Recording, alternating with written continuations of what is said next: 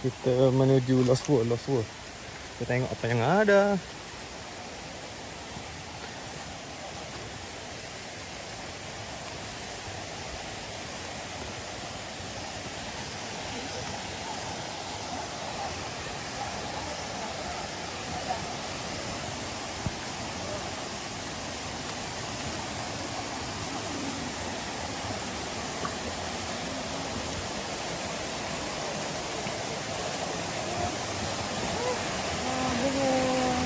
Oh, lawa.